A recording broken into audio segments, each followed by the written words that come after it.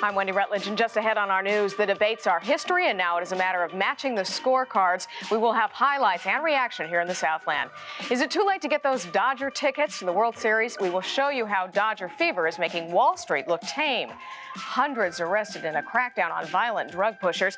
And we will tell you about the largest counterfeit audio tape ring in the country. It is right here in L.A. That's all next on News 13.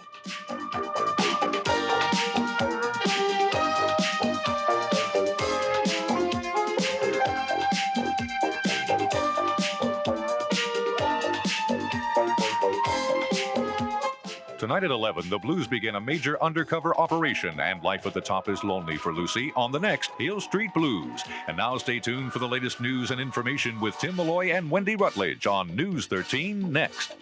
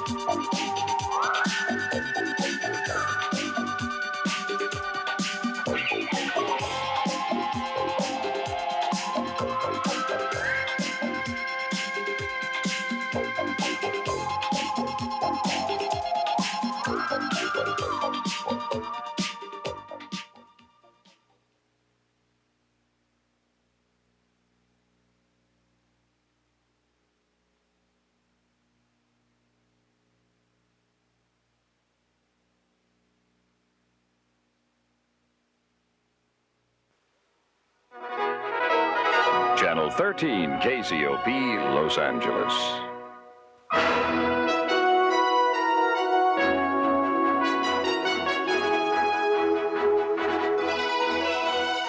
From Los Angeles, Tim Malloy, Wendy Rutledge, Vic Jacobs, Judy Jernan.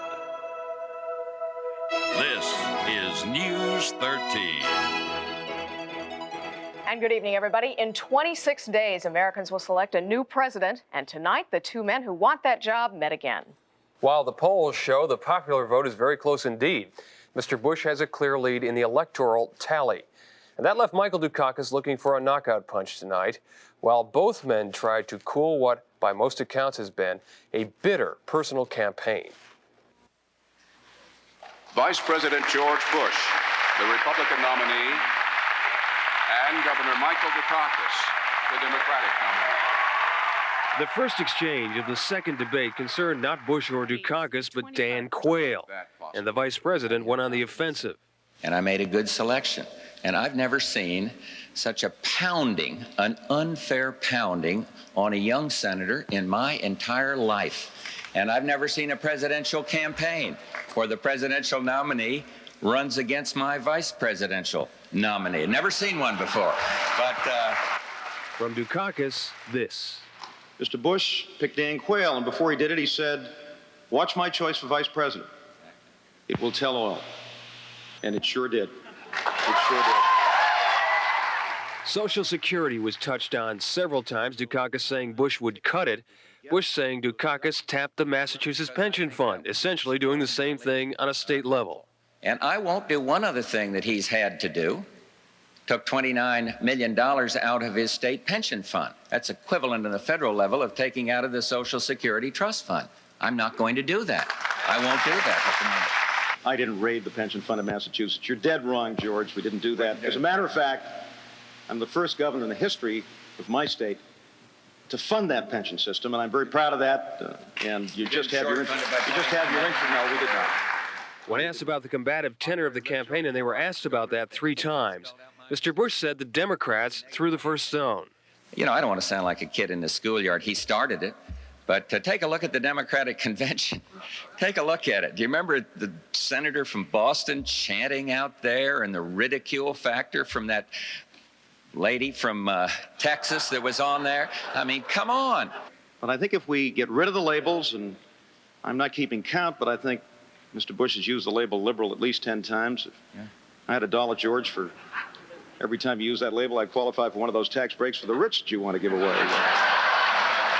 The exchanges were gentlemanly, and they even had some nice things to say about each other. The concept of Dukakis' family has my great respect. And I'd say that, I don't know if that's kind or not, it's just an objective statement. I didn't hear the word liberal or left one time. I thank you for that. That's not bad, that's true. Mr. Bush was emphatic tonight in saying this was the last debate. His supporters will not argue with him. An ABC News poll taken right after showed him the clear winner, 49% to 33% for Michael Dukakis. The debate is stirring up some conversation and a whole lot more. The debate outside Poly Pavilion was as intense as the one between the 2 candidates. Activists from many different political causes were there to voice their opinions. And as News 13's Wanda Stark reports, that led to many clashes, both verbal and physical. The debate may have been inside at Poly Pavilion, but most of the action was out here. Every group, it seemed, had something to say. American Indians talking about the Reagan-Bush administration. They never asked the citizens of this country if it was all right to remove 18,000 Navajos off the reservation in Big Mountain, Arizona in '86. And gay activists talking about both candidates. We're protesting the fact that neither candidate is sufficiently paying attention to the issue of AIDS. And religious activists talking about gays. No homo! No homo! Most of the protesters here were anti-Bush, but this group was an exception. The group called Young Americans for Freedom played the role of prisoners released in the Massachusetts furlough program under Michael Dukakis. There were pounds of literature passed out here. At one point, the sidewalk debate turned to shoving. With all the signs, this one may have been the only one with which few might argue. In Westwood, Wanda Stark, News 13. And despite those demonstrations, police say there were no arrests made at Poly Pavilion today. One group that showed particular interest in tonight's debate was right across the UCLA campus. News 13's Hal Eisner now reports a group of political science students graded the candidates on their performances. Sitting here now, we're going to do a couple of things this afternoon in class. We're going to look at the candidates' performance in the last debate. To prepare for tonight's debate, Tom Miller and his debate class watched and criticized excerpts from the September Dukakis-Bush clash. And when they have deals that are good for us, as China started to do, the changes in China since Barbara and I lived there. The way his transitions go, he sounds like he's babbling. I mean, one minute he's talking about the Soviet Union, and then he's talking about when he and Barbara lived in China, and then all of a sudden he starts babbling about what's going to happen in the Eastern Bloc, and it sounds like he's just talking around. And he's had a lot of coaching and training. He's actually improved a great deal. I think it's a little too obvious. Miller and his students think this year's debates have not been debates, but rather mutual press conferences, and all thought both candidates needed to make some changes for tonight's confrontation. In a News 13 survey before tonight's debate, these students thought Michael Dukakis needed to become more believable, George Bush more in command of the facts. The class was virtually split half for each candidate. They need to loosen up and show the American public that they're real human beings. Governor Dukakis. Well, Margaret, we've heard it again tonight, and I'm not surprised. The labels, I guess the vice president called me a liberal 2 or 3 times. Said I was... Tonight, some of the same students sat in a classroom across the campus from the debate site at the Poly Pavilion. They watched to see if Vice President Bush would be, as they indicated in our survey, more presidential, or Governor Dukakis a better debater. This is like a Miss America pageant. I swear to God, these questions. Rather than the debates they've been learning about in class, they thought tonight's presentation was more like entertainment. But they did think the outcome was clearer than the first encounter. I thought Dukakis actually came off a little bit better, but not enough. I really believe that this was a point where Dukakis could have made a strong showing or where he could have lost it. And I think that by evading certain questions and by going after the wrong things within the Bush campaign, that he lost it. George Bush gave the performance of his life. If I were his professor and saw this kind of growth over a semester or quarter, I'd give him an A and pat him on the back. Most from this class thought tonight's debate made a difference for George Bush. Americans as a whole, of course, will let their decisions be known on Election Day. On the UCLA campus, Hal Eisner, News 13. Later on Top Story tonight, Larry Atterbury will get the Democratic and the Republican spin on the debate. He's also going to talk to one voter who was undecided before this evening. And in a late-breaking story tonight, a hostage drama in Veracruz, Mexico. A lone gunman has taken U.S. Consul Edwin Culp prisoner. The gunman is demanding the release of his brother from prison. No word on any other hostages and no word on any shots fired. Mexican police say they are in touch with the gunman and negotiating for the consul's release. Just ahead on our news tonight for you, Dodger fever is at its peak now and the wild rush to get a seat for the series. We'll be right back.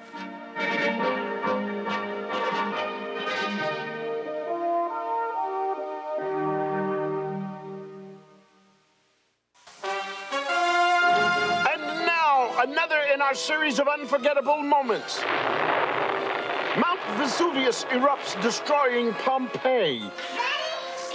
Dr. Huxtable's juicer erupts, turning the Huxtable kitchen to Slime City. For this and other unforgettable moments, tune in to this station 5 times a week. The Cosby Show. It's unforgettable. 5 times a week at 6 on Channel 13. It's the Furnishings 2000, not a cent event. That means pick out any furniture you want. Make no down payments, no monthly payments. Do not pay until February of '89 and pay no finance charges. The sale prices, your choice. This beautiful cocktail, end table, or sofa table, all at $188 each. Just look at it. Genuine imported brass that will last for years. This queen-size headboard sale price $198. Or take the City Perfect Comfort queen-size set. Both pieces together, sale price $298. It's all yours at Furnishings 2000 now. In selecting the winner of the European Car of the Year award, judges have considered the following criteria: value and general design, performance, handling and general roadworthiness, safety. Introducing the winner of the European Car of the Year award by the widest margin in history, the Peugeot 405. 4 days in the life of Pete Wilson. Pete Wilson voted against a bill to help victims of toxic waste. Wilson voted against a bill to remove dangerous asbestos from our schools. Wilson voted against a crackdown on corporations releasing cancer-causing chemicals. Wilson reports collecting over $145,000 in campaign money from the PACs of corporate polluters. Pete Wilson's 6-year record on the environment is one of the worst in the Senate. The League of Conservation Voters has endorsed Leo McCarthy, a senator for us. So you want to see the Dodgers in the World Series? Who doesn't? But after last night's dramatic victory, ticket sales are hot, high, and hard to get. In the World Series, the theme is California, here we stay. Who said the Dodgers couldn't do it? Well, just like the naysayers have been saying for a long time, they don't know what they're talking about. The Dodgers proved it again last night. From the mayor, the official ambassador of L.A., on down to the rest of us fans, last night's victory was sweet and merely whet the collective appetites of sports fans all over the city for a World Series ticket. We've got 4 for Game 2 at $275. This ticket outlet in Hollywood was an utter madhouse all day long. Frenzied fans calling for seats ranging from $100 up to over $1,000, and season ticket holders cashing in on tickets that are now nearly good as gold. The money is the big reason in it.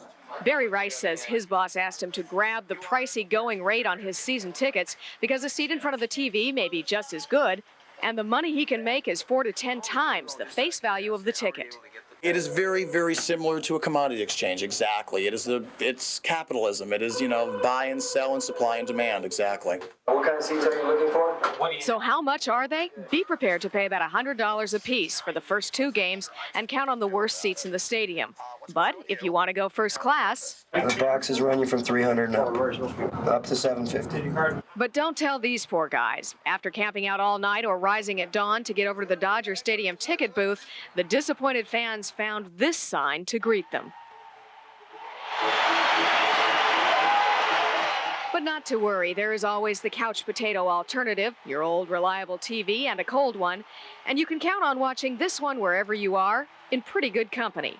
Well, change this, turn it in for a World Series T-shirt and jacket after the series is over.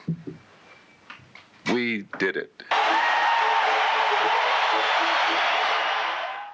Have no fear, there are still tickets available if you can eke out the bucks, but only they are sold at Ticketmaster and Ticketron outlets. And ticket brokers say that prices are highest now. Now, if you can wait or risk not buying now, you could get a better price, if any are left, on the day of the game that you want to go to. The FBI and a half-dozen local police forces say they have broken up the largest counterfeit audio tape ring in the country. 12 locations were raided overnight, and machinery capable of duplicating 40,000 tapes a week was seized. The police had no trouble at all in spotting the phony tapes. You can see the difference. You can see the blur. You can see where the negative or the printing plate was bad right there. And you can see where the ink smeared along the edge of the cartridge. And in this case, the CBS walking eye is completely filled in. Now, these tapes were sold for 60 to 80 cents a piece, far less than the average $4 per cassette. Copies of Michael Jackson, Run DMC, Waylon Jennings, practically every kind of music on cassette was discovered. Suspected mastermind, Najee Badawi, right there, was arrested at the scene. He may have been pulling in $30,000 a week with all of this. Tapes were being dubbed in Spanish as well as English. Other entertainment-related news, movie and TV producers and striking Teamsters are ordered to end their stalemate. A federal mediator has told the 2 groups to resume contract talks tomorrow morning. The drivers walked out October 3rd in a dispute over wage freezes and pay cuts. Producers want 200 drivers to take an hourly pay cut of $2.61, and they say a clause that gives the drivers overtime on the weekends is unfair. A retired United Airlines pilot who sped down the 405 with his wife clinging to the hood of his car is going to jail. In August of 1987, Alan Jopes tried to leave his Torrance home with his 20-month-old son. When his wife, Madonna, jumped on the hood, he didn't stop. A half hour later, after going 80 miles an hour at some points, he screeched to a halt and, according to police, then tried to strangle his wife. She won custody. A judge today sentenced Jopes to 6 years in prison. There is another assault on the medfly tonight. Millions of sterile medflies were released in the West Los Angeles area today. And as News 13's Pat Anson reports, there is also a crackdown on fruit sales within that quarantine area. The release of sterile flies has become an increasingly popular technique to wipe out medfly infestations. It was used successfully in East LA last year and just a few months ago in the San Fernando Valley. You can see that they're active, they're very promiscuous, and hopefully we hope to overwhelm any native population with a ratio of approximately 100 to 1. The county could release as many as 700 million of these flies in the quarantine area, which now covers 53 square miles of West Los Angeles. If the fly were to spread from the area into the larger agricultural producing areas, we could anticipate tremendous losses. The effectiveness of the eradication project is dependent to a large extent on the implementation of that quarantine and the cooperation that we receive. We certainly don't want to have to expand the quarantine area or consider another aerial application of malathion.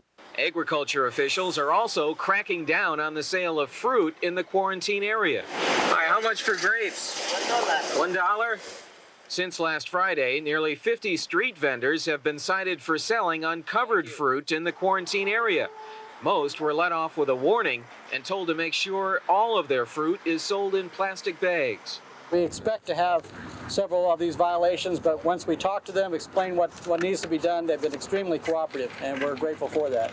County officials say it'll be several months before they know just how effective the quarantine has been and whether the medfly population has bred itself out of existence. In West Los Angeles, Pat Anson, News 13. They're called the most vicious drug gang members on the streets. And when we come back, the story of a 21-city crackdown.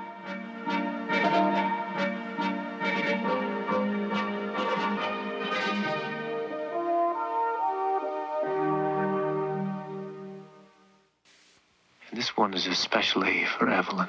Friday, Clint Eastwood is playing Request. Aren't you going to play Misty for me? But Jessica Walter is a fan with a fatal attraction.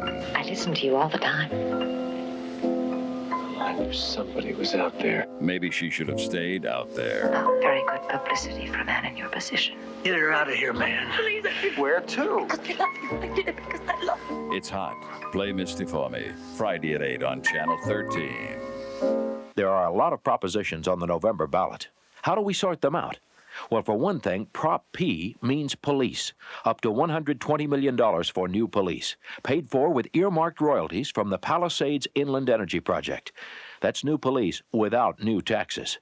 Prop P means new police to fight drugs, new police to crack down on gangs, new police when our city desperately needs them. Vote yes on new police. Yes on Prop P.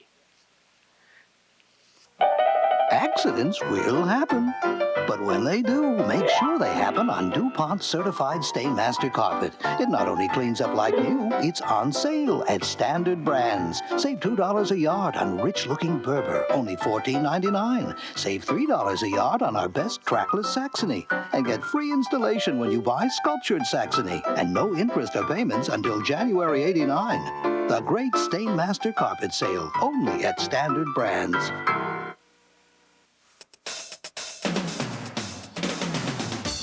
No matter where you drive, all the tire between you and the road is this, about the width of your finger. Here's where you need exclusive Bridgestone technology. Every Bridgestone tire is performance engineered from the ground up, which means Bridgestone builds more than tires that perform. Bridgestone builds confidence. So at 65 miles an hour, remember this and remember Bridgestone. Fire officials in New York City tonight are still investigating a fire at a Manhattan office building. Flames shot out of the windows of MTV's Video Hits 1 cable network offices overnight. It took firefighters about 2 hours to bring the fire under control. 21 people were hurt. All were firefighters and fire patrol officers at the scene.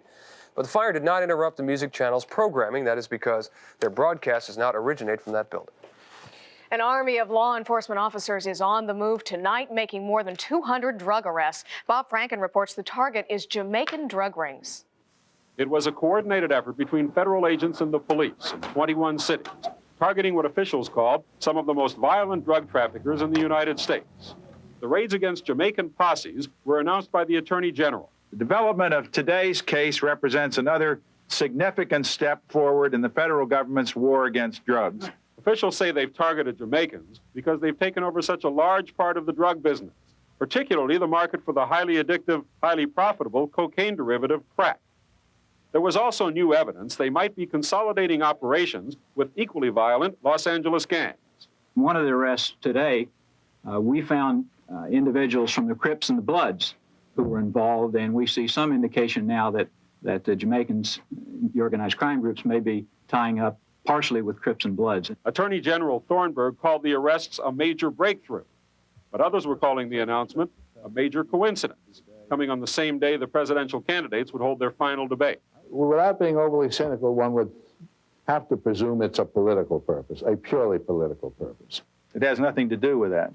This is an operation that has been going on for over a year, and the effort was brought to fruition today in consideration of the maximum impact that it could have on these illegal organizations. Officials acknowledged the automatic and semi-automatic weapons laid out at the news conference were not confiscated in the latest raids. It was clear with less than 4 weeks before the election, the public announcement was just as carefully coordinated as the arrests themselves. Bob Franken, CNN, Washington. A reputed leader of the LA street gang, the Bloods, is free tonight after an arrest in Oregon during a drug raid. Mario Lewis was freed because the Portland jail was too crowded. Police say Lewis runs a local chapter of the Bloods in Portland. They say the suspected drug dealer operates 5 houses where crack cocaine has been sold. Lewis was cited for possession and delivery of a controlled substance. And still to come on our news, the report on the Shroud of Turin. After years of study, is it authentic? The decision is in.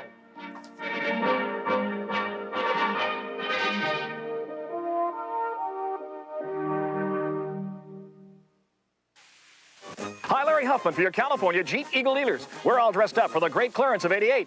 1988 broke all records for Jeep sales, so we're celebrating with blowout prices on every Jeep and Eagle vehicle in stock. Save big now on Cherokee. Get an amazing $1,950 savings on select Comanches. Get $750 cash back on Eagle Premier. $1,000 back on Eagle Medallion. Bargains on everything during the great clearance of '88. You don't see deals like those every day, do you, Wally?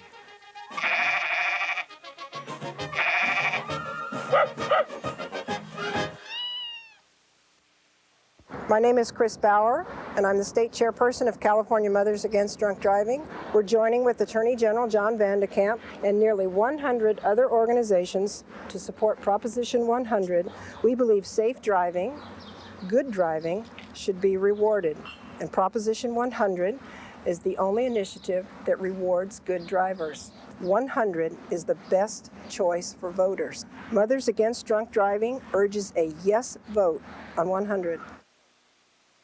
Suppose I died. Yeah. You can't even mourn for a tenth of a second? The Cosby Show, tomorrow at 6. The Home Club Challenge. September 28th. National Lumber sells the Intermatic wall switch timer for $15.99. A good price. September 29th. Builders Emporium beats National Lumber by 6%. Home Depot is 12% lower. But every day, Home Club non-members save over 28% on the exact same item. And Home Club members save even more, proving once again that at the Home Club, you save on everything, every day. Les Miserables, the musical sensation at the Schubert Theater. Don't miss out. Call 1-800-233-3123 for tickets. Just a reminder that every week you'll find something entertaining in TV Guide. It's on sale now. In world news, the U.S. has begun a massive airlift to Sudan. Sudan is in the midst of a crisis caused by civil war, massive flooding, and now famine. The U.S. is sending $1 million worth of food and medicine. The Red Cross says the supplies are enough to keep 250,000 people alive and well for 3 months. The shroud of mystery over the Shroud of Turin is being lifted tonight. Burton Jones reports on a scientific study to determine whether the shroud is authentic. It is now official. Scientists say the Shroud of Turin cannot be the burial cloth of Jesus Christ. In April of this year, Pope John Paul II allowed scientists from 3 countries to perform radiocarbon dating tests on 3 small swatches of the cloth. As a result, scientists say they are 95% certain the cloth was made sometime between 1260 and 1390 and is no more than 728 years old. The Roman Catholic Church has never said the cloth was authentic, but has considered it a symbol of faith. The shroud was brought to Turin in Italy in 1578. It has been housed in a silver casket in a special chapel inside Turin Cathedral. First report of the shroud came from a French crusader who said he saw it in Constantinople in 1203. The first record of the shroud traces it to Lire, France in 1354. In London Thursday, scientists say they know the age of the cloth, but have failed to solve the enduring riddle of how the image was created. Burton Jones, CNN, reporting. There is a surprise winner tonight for the Nobel Prize in Literature, and the most surprised person of all is the winner himself. Egyptian novelist Naguib Mahfouz says he didn't even know he was nominated. Mahfouz has written more than 40 books and short stories, most of them about Egypt. He writes in Arabic and is the first person to win the prize in that language. The city of Cairo has reason for pride tonight. Along with the pyramids, the Egyptians have a brand new opera house. Reporter John Sweeney has a look. Fireworks burst into colorful plumes over the Nile, and a military band sounded its approval as invited members of the art world and foreign dignitaries arrived for the opening night ceremonies of Egypt's new opera house. The facility was officially opened when Egyptian President Hosni Mubarak arrived for the ribbon-cutting ceremony and declared in the guest book that this was one of the best moments of his life. Officially known as the Cairo Education and Cultural Center, the $50 million neo-Islamic design complex was funded and constructed by the Japanese. This is a sort of a symbol of the friendship between Egyptian people and the Japanese people, because this is really the gift from Japanese people to Egyptian people. Opening night ceremonies included a performance of traditional Japanese kabuki theater, as well as classical Western and Arab music. Supporters hope the new center will restore Cairo as the hub of Western culture in the Middle East, a position it held until its famous old opera house burned to the ground 17 years ago. Once the opening night ceremonies become a memory, Egypt will still possess its beautiful new cultural center and its multitude of problems ranging from an economic crisis to overpopulation. Faced with those difficulties, one can only wonder how seriously the cultural aspects of life will be taken here. John Sweeney, CNN, Cairo. When we come back, top story, we'll find out how the experts and the independents are scoring tonight's debate. Did one of the candidates make a fatal move? That's next.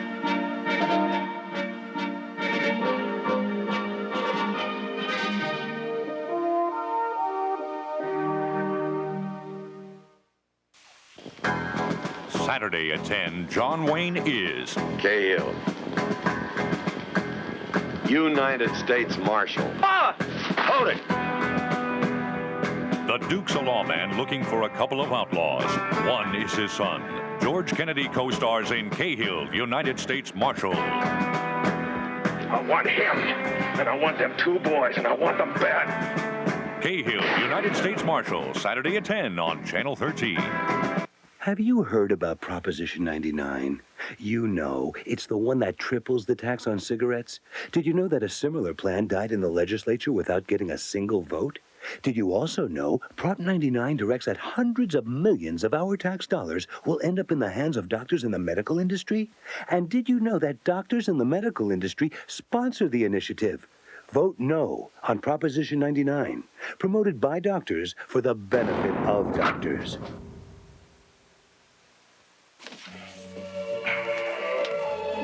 Nice suit. Sale at Bullock's, right?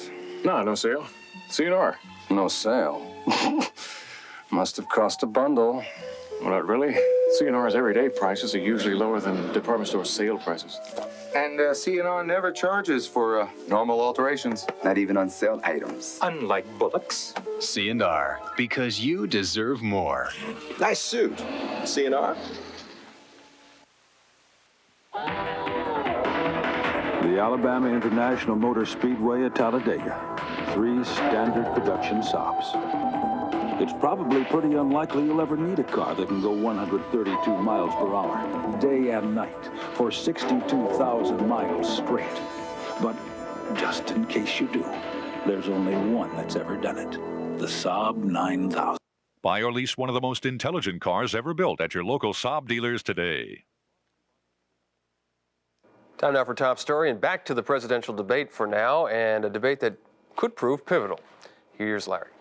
All right, let's take a look. You know, the second and final presidential debate of 1988 is over, finally. And tonight we want to look at how it will affect what happens on November the 8th, that's Election Day, from 3 points of view, the Republican and the Democratic, obviously, and also from the independent's point of view. We heard all of the expected topics: defense, Social Security, peace, the death penalty, abortion, and the deficit. And we heard some nice things, too. We've always kept family as a bit of an oasis for us. You all know me. And we've held it back a little, but we use that as a role model. The way he took understandable pride in his heritage, what his family means to him, and we've got a strong family, and we watched that, and we said, hey, we got to unleash the Bush kids. I didn't hear the word liberal or left one time. I thank you for that. That's not bad, that's true. But both candidates were quickly back on the attack. But here again, I don't know which George Bush I'm listening to. Wasn't this the Mr. Bush that supported Mr. Meese? His chief education advisor is in jail. He's in jail because he betrayed the public trust. And once the debate was over, it was time for a rally. Dukakis at the Beverly Hilton Hotel. I think we ought to have that third debate, don't you?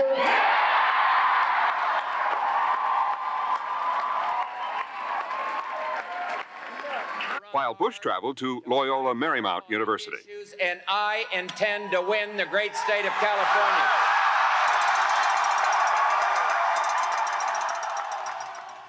Now, live in our studios in Hollywood, Republican Congressman Dan Lundgren, and joining us from Westwood, the Democratic Party National Chairman Paul Kirk, and we'll introduce you to an undecided voter in just a couple of minutes.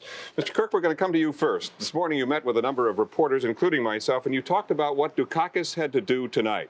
And you said, among other things, that he had to tap into the future. He had to present his plan. He had to get across as a person who you like and who you want in the White House. Do you think he did it? I do, Larry. I think he talked about the real problems that families face as they sit at their kitchen table and worry about kids' education and being able to afford housing and worrying about their parents' health care and being able to pay the medical bills. This is a guy who's a tough-minded, no-nonsense, pragmatic chief executive who talked about the future in real candid terms. He didn't use labels. He didn't demean and condemn the Congress of the United States. George Bush, who's been vice president, presided over the Senate, which was Republican for the last 6 years.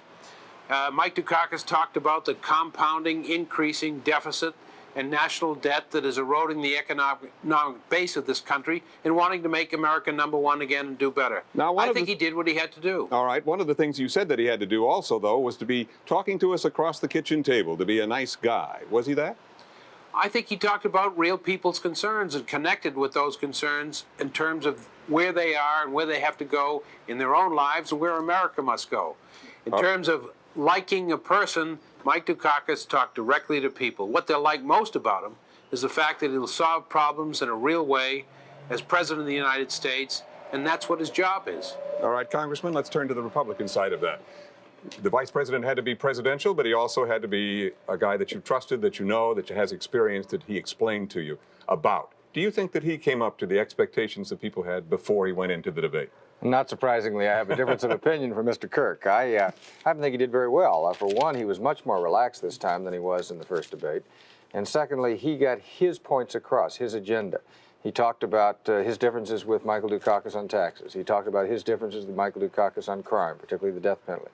He talked about the differences with respect to defense. And so on 3 key issues that show a major difference between the two candidates, George Bush got his point across and did it in a relaxed fashion. On that, he wins. All right, let me talk about the future. We have now 3.5 weeks between now and Election Day. What is his game plan going to be? Is he going to try to just hold what he has, or does he do something different? Oh, no. Campaigns are always ebb and flow. I mean, it's who is moving, who has the momentum, as they say. George Bush had the momentum going into this. The question was whether this debate would stall it or whether he would build on it. I happen to think for the nation, and particularly for California, he's built on it, and I suspect that we'll see the momentum flowing in our direction through the election now. Mr. Kirk, you admitted this morning that perhaps your candidate was a bit behind at this point. This debate was important as a launching pad for the rest of the campaign. Is this good enough? Is it good enough to get him across? 25 days left, Larry. I thought tonight Michael Dukakis was much more direct about where we have to go as a country. George Bush did a lot of the politics of distraction and diversion again. If there's one state in the union that embodies the future and wants to reach for the future and make a brighter tomorrow, it's the state of California. I thought Michael Dukakis talked in real terms about what we have to do to make a brighter future for America, and then Californians can lead the way on it. Oh. I think the next 25 days are going to be critical. Tonight was the first day of the rest of this campaign and a good start for Mike Dukakis. For both sides. All right, we've had now Republican and Democrat. Let's talk about independent for the moment. I want you to meet an undecided voter, at least at this moment. She is Marie Peterson. She is a vice president of McMurrow and Associates. That's a national executive search firm. But she is also a mother with 3 kids and a husband. She's a community volunteer. She registered Democrat, but she voted for Ronald Reagan. I don't know how you can be in the middle any more than that. Yes, I did. Even after the debate this evening, I'm still undecided. I think that Bush seemed more self-confident this evening. I think Dukakis is extraordinarily bright, seems to have facts at his fingertips. I reflect back on how we conduct a search when we're trying to place an executive in a corporation. We are looking for a chief executive now. A chief executive, indeed. And we want to know if they're creative. Do they delegate? Do they have a future plan? What do their peers think of them? Did you find out any of these things from the debate? No, it's too superficial. I didn't feel that they really delved into the issues in a concrete way. If you had a chance to ask the Republican or the Democrat a question, what would it be to the Democrats? To the Democrat, I guess I would ask, what happens in a recession? Will you prolong it by some of your philosophies? With the Republican, I'd like to know more about his environmental issues, how he feels about those issues, and with women's issues, very definitely. A quick survey here. Kirk, Mr. Kirk, about the Democrats, what would they do if things went sour, if they started to go down? How would they come back and make this the country that Dukakis is talking about in the future better than ever? Well, the recession would not be balanced or produced or alleviated on the backs of working Americans. And Marie, I'll tell you, in terms of what do their peers say about them, I have to say that Republicans and Democrats alike, governors said Mike Dukakis was the best chief executive of them all. There's no more high salute than one can get from one's peers. He's done it with the toughness to govern his own state, the compassion to care about people. When things are up or down, he's got his eye on the ball. I think that's what people will be looking for. Congressman, how do you feel about the Republican? Now, environmentalists obviously have sometimes been kind of amiss about what Bush would actually do. Well, I happen to think that if you look at the overall election, what you're looking at is the question between pessimism and optimism. And we're criticized for being too optimistic. I think there is a fundamental aspect of leadership that is embodied in optimism. And basically what George Bush has said is that Ronald Reagan's given us an excellent foundation upon which we should build, and that we're not going to stand pat. We're going to go forward, but we're not going to tear down what we've created thus far. That's the major difference. Do we want to make a change from what Ronald Reagan has brought to us at this point?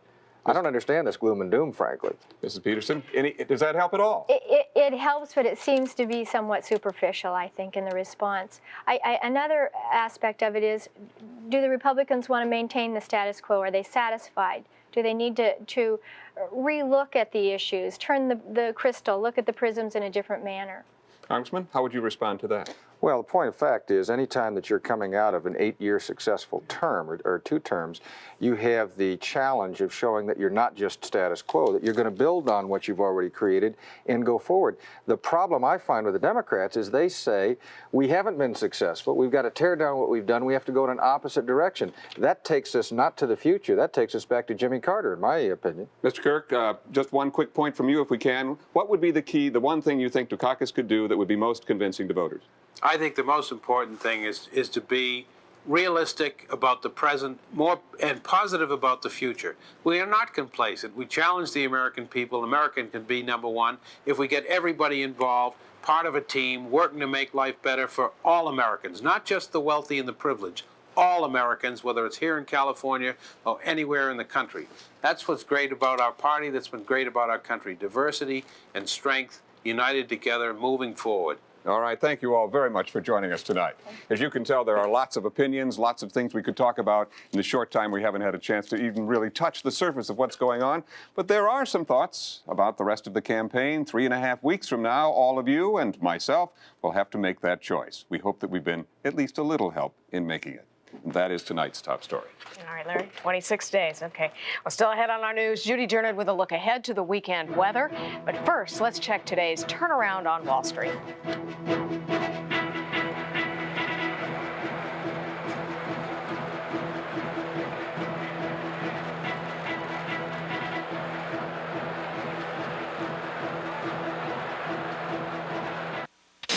People of the earth. A new war is about to begin. Soon you will know our purpose. Soon you will feel our power.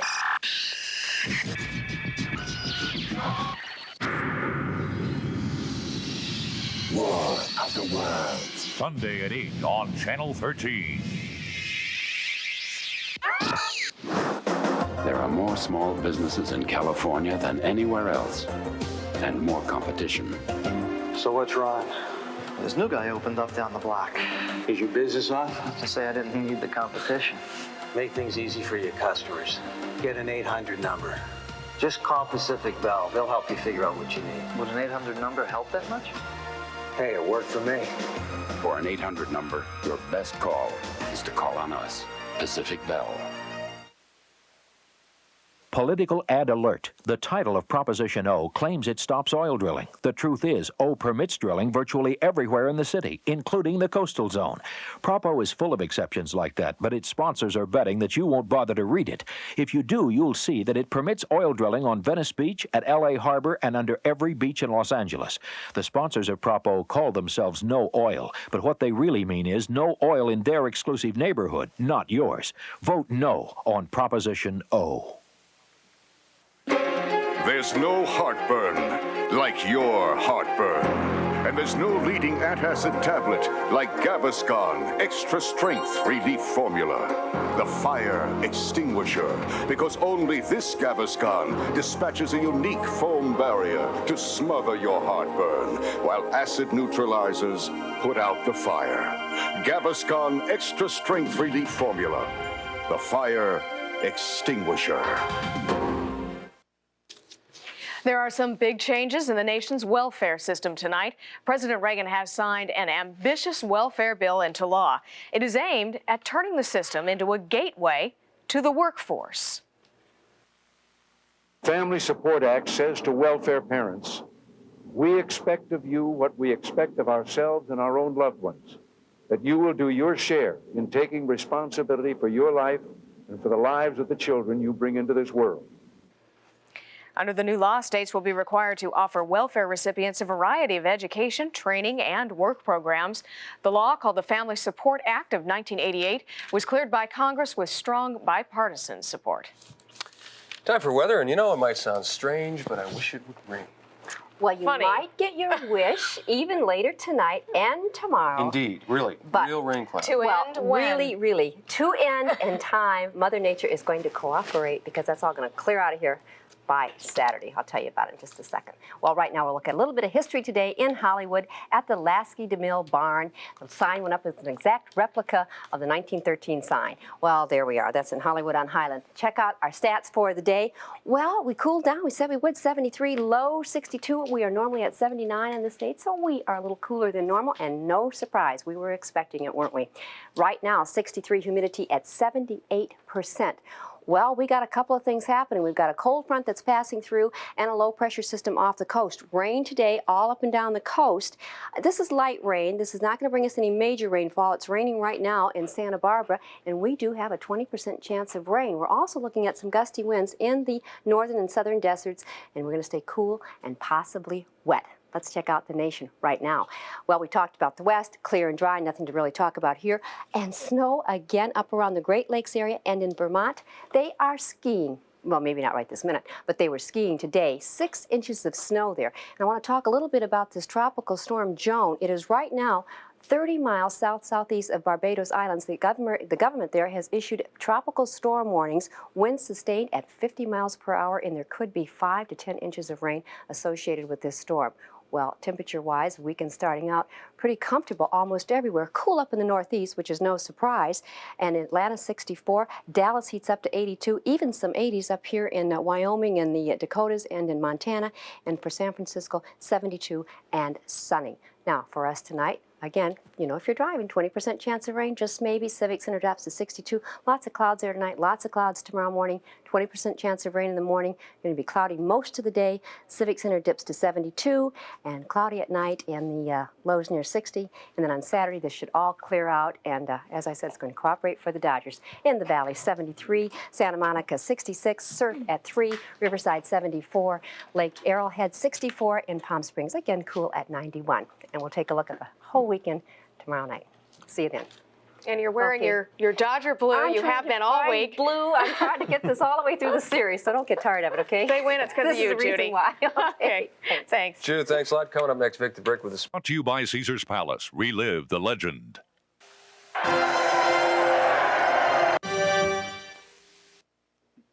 Good evening, sports fans. Los Angeles, Oakland. It's the Golden State skirmish, north-south. California style, forget Patrick Swayze, because we're talking the World Series, right?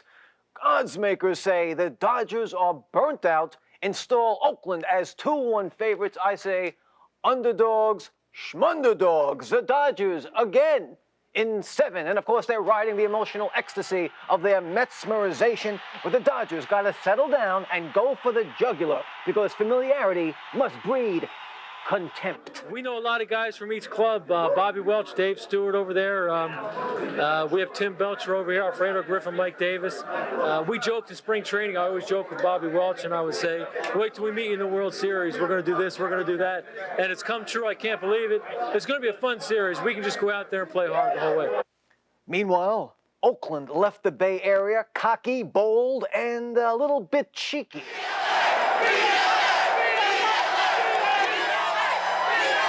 You know, I've been hearing that the Dodgers are the team that have the big heart and play with the emotion. We all know better, don't we? We appreciate your support in the World Series. There's only one thing to do is go down and kick some butt. See you later. Storm rather spunky there, wasn't he? Yeah, he won't say that here. Trust me on that. But you know why I love this World Series? It's like 2 college teams that could play this thing in Omaha. I'm only kidding, though. Now, New York Met buffs still numb, walking around their city in a coma because it's safer that way, and mumbling something about manager Davey Johnson. Translation, through their tears, the Mets manager has a new 2-year extension, and Yankee buffs got a jolt of good news. Steinbrenner's not completely nuts. Dave Winfield will be a Yankee in 1989. And tell me, somebody tell me, can those crazy Kings make it 5 straight on Saturday night? Well, they got to go through the unbeaten Philadelphia Flyers, Philly, and Minnesota in the lone NHL affair. Flyers, Brian Propp will be in the slot, and opportunity knocks. More Flyers. It's going to be the Hoffman Rocket, deflected in front by Mellenby. Are we desperate for highlights or what? Scott Mellenby. Spread to Philly, it's Pelly Eklund. He's got to go right there. Flyers win a wild one at the Met Center, 7-6. And aloha, Lakers doing their hoops in Honolulu this week. Exhibition stuff tonight. They're just warming up in the islands, Lakers and Fulton State. And I know it's exhibition, but slap me. I think I'm going goofy. Check out this score tonight. Cleveland beats Boston by 41 points. Red Auerbach, since it's only exhibition, is choking on his Tipperillo. Who wrote that? Anyway, one more tilt, Utah by 9. And a tragedy from the world of horse racing today. Mike Venezia, veteran New York jockey, was killed in a race at Belmont Park. The backstretch of the 5th race was the scene. Venezia tumbles. His horse, Mr. Walter K., broke a leg, and Venezia was trampled. From the steward's camera, Venezia, his horse collapsing, no control, thrown into the pack, killed almost instantly by the flying hoofs. Venezia was 43. And hey, who remembers the last Rams 49ers game last year? It got ugly, the worst loss in Ram history. Crushed in Candlestick, a 48-0 debacle. And the Rams remember. Pretty clearly. There's no doubt that's been lying in the an emotional thrashing. And coming off the field last year after the 48-0 loss, was it an arrogant 49er squad? Hell, they had every right in the world to be arrogant. Hell, we should have been carrying their helmet off, if anything else, shining their shoes for a year or something. We just didn't play well, so, whatever jubilation they felt coming off the field, they deserved it, because they 48-0, man, that's ridiculous. I've never been beat like that in Pop Warner or on any level of football. So, Rams Niners always nutty. Vic predicts the big payback. 49er finesse fini in Anaheim on Sunday. Tim and Wendy.